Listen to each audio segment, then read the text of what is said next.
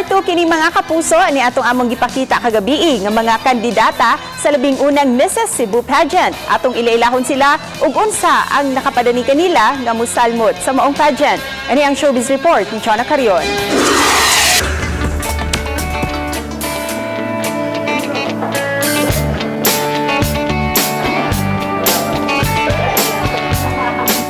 Niagi og screening og interview sa mga gustong moapil sa prestihiyosong Mrs. Cebu 2019.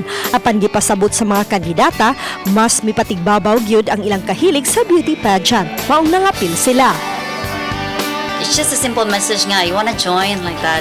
Na I cannot say no kay kana bitang birahon siya kasi imuhang passion and the desire to be a queen. I'm excited and sometimes more pressure sad siya, pero I take the challenge, then I improve more.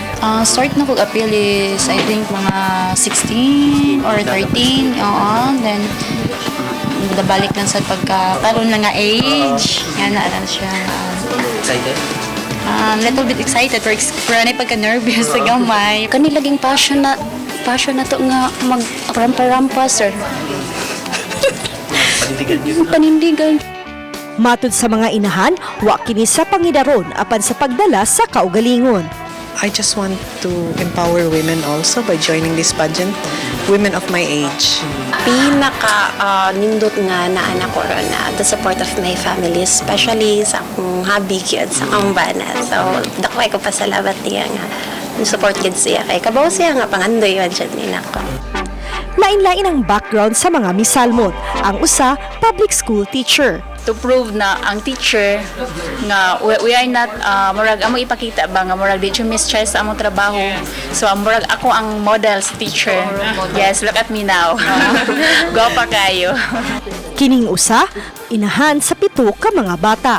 Time management, kung giyon sa lang pag-handle, pero priority jud nako ang kids. So after ang work, then labang-labang lang, pwede ra siya makaya raman siya basta.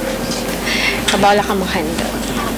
Setyembre pa ang pageant, apan karon pa lang, daghan na silang nakatunan nga pagpalambo sa ilang kaugalingon. Mga mensahe sab nila sa tanang mga inahan. Self-discipline. Ako na disiplina ko sa akong galingon ba. Pero gamay lang ha, di lang dako. Labi na sa akong time management, kaya usay malate jud ko. Labi na layo baya mi nga traffic. Nya na pa yung mga babies, mag-take good care pa ko sa amo, maglungag pa, something inana. So, I take this as my challenge. Uban ni Marlon Melgaso, Chona Carion, Balitang Bisdak.